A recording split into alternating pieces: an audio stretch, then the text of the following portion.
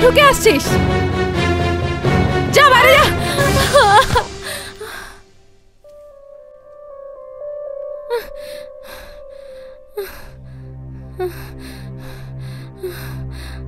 বাহ রে নারী বাহ, রাস্তাঘাটে সভা সমিতি থেকে আরম্ভ করে পার্লামেন্ট পর্যন্ত যে চিৎকার করছে আমার উপর অন্যায় হচ্ছে, আমার ন্যায় দরকার, আমার উপর অত্যাচার হচ্ছে, আমার সুরক্ষা দরকার।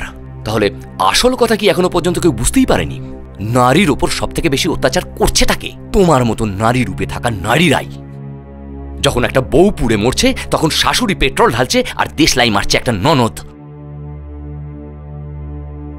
আর তোমার মতো স্বামীরা বাবা মায়ের মুখে জবাব না দিয়ে এরকম চুপচাপ দাঁড়িয়ে সব দেখে শুধু। আমি একটা কথা বুঝতে পারি না, তোমাকে আমি স্বামী বলবো না নপুংসক?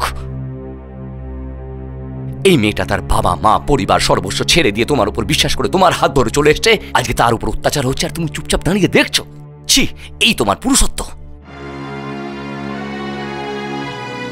তুমি জানো তুমি আজ যাকে বাড়ি থেকে তুলে নিয়ে গিয়ে মেরে ফেলতে চেয়েছিলে সে তোমাকে কত ভালোবাসে? জান আপনি, এটা কোনো সিনেমার শুটিং এর সেট নয়। ফিল্মের ডায়লগগুলো বন্ধ করুন। এইখানেই তো দর্শকরা ভুল করেন। সিনেমার ভালো কথাগুলো ভালোভাবে গ্রহণ করতে পারে না। আরে কতদিন এই প্রহসন চলবে? একদল নারী জাগৃতি নারী প্রগতির উপর ভাষণ দিয়ে চলেছে, আর একদল তোমার মতো নারী হয়ে নারীর উপর অত্যাচার করে চলেছে। কেউ ভোটে জেতার জন্য যখন বিনা মেকআপে অভিনেত্রী সাজছে, আর তখন তুমি বন্ধ দরজার পেছনে এই নারী শব্দতে কলঙ্ক লাগাচ্ছ। ভালো, খুব ভালো। একদল পণ প্রথাকে আইন বিরুদ্ধ বলছে, আর একদল যাদের প্রচুর টাকা আছে পণ দিয়ে ওটাকে তারা উপহারের নাম দিচ্ছে। আর যে বাবা মা প্রতিশ্রুতি দিয়ে পণ দিতে পারছেন না তাদের অসহায় মেয়েরা একবার শ্বশুর বাড়ি একবার বাপের বাড়ি দৌড়ে দৌড়ে তাদের জীবন শেষ হয়ে যাচ্ছে। তারপর আরম্ভ হয় সন্তান জন্মের অগ্নি পরীক্ষা।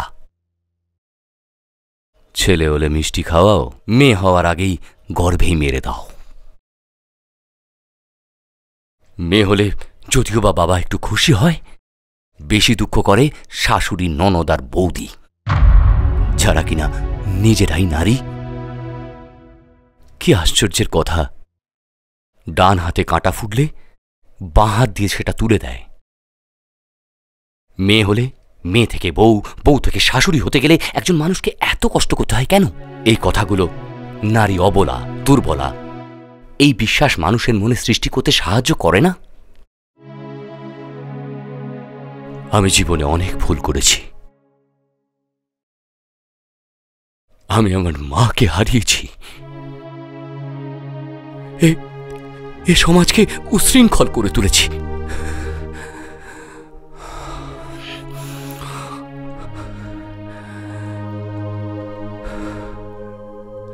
আশা করছি আমি যা বললাম আপনারা বুঝতে পেরেছেন।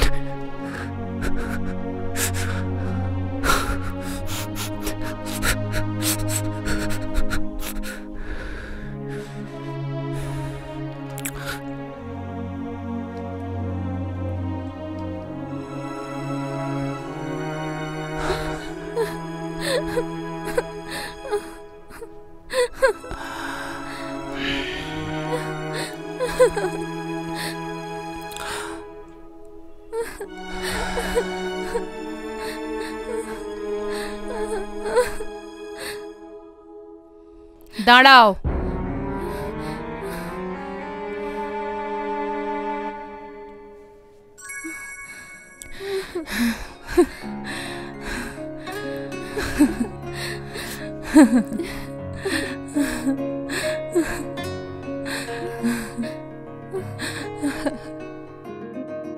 এই জুতোটা পালিশ করে দে তো। আরে তোমাকে তো মনে হচ্ছে আমাদের সেই স্টার সুমন বাবুর পিয়ে না? আরে আরে তুমি এখানে এই অবস্থায়? বাবারে, তার কি খবর? এখন সুমন বাবুর কোনো পিকচার টিকচার আসছে না তোমার কাছে? এখন আর কিছু করছে না নাকি? না, আমি বলছিলাম কি, আপনি কতক্ষণ দাঁড়িয়ে থাকবেন? আপনি তো চাটা খেয়ে আসুন, যান, আমি সেলাই করে রাখছি। আচ্ছা, ও ঠিক আছে, যান না আপনি, আমি করে রাখছি। আরে পাটা নিয়ে টানাটানি করছো কেন? জুতোটা নিয়ে পালিশ করো। ওহো দিন, আরে আমার পাটা ছাড়ো। আরে বাবা, আর মুখ লুকোবার কোনো দরকার নেই, আমি ঠিক চিনতে পেরে গেছি। আপনি ঠিক কথা বলেছেন, আমি হচ্ছে সেই সুমনবাবুর পিয়ে। অ্যাকচুয়ালি বাবু, আমাদের মতো অর্ধেক পড়াশোনা করা মূর্খরা এই লাইনে আসলে লাইনটা ধ্বংস হয়ে যাবে। আমাদের এখানে স্থান নেই, বরং এই লাইনে ভালো ভালো বিদ্বান ও পড়াশোনা করা মানুষের দরকার বেশি। আমি এই লাইনে থেকে অনেক পাপ করেছি বাবু। ভাবলাম যতটা পাপ করেছি সমস্ত লোকেদের পদসেবা করে সব পাপের প্রায়শ্চিত্ত করতে চাই।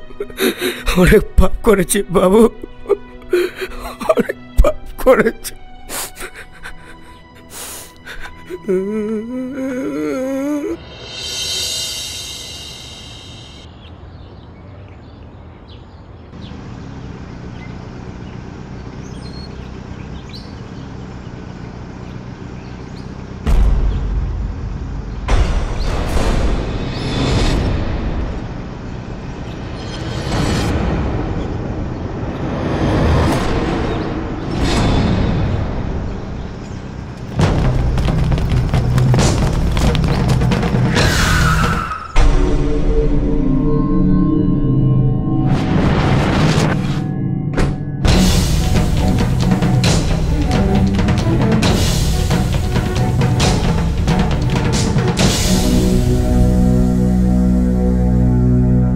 पकड़ लिया हूं सब।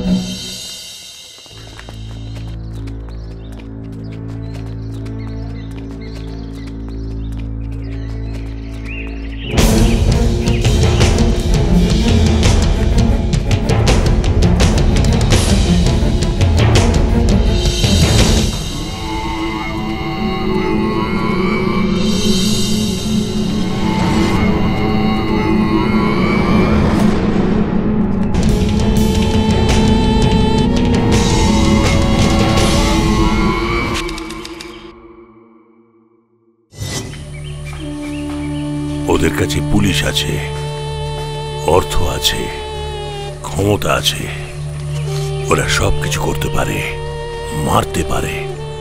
কেবল মনোবল ও ইচ্ছা শক্তি নিয়ে আমাদের এই সংগ্রাম। আমরা তাদের সামাল দেব কি করে? এরম করে লুকিয়ে লুকিয়ে সতর্কতার সাথে আমাদের সংগ্রাম চালিয়ে যেতে হবে। সুযোগের অপেক্ষা করতে হবে।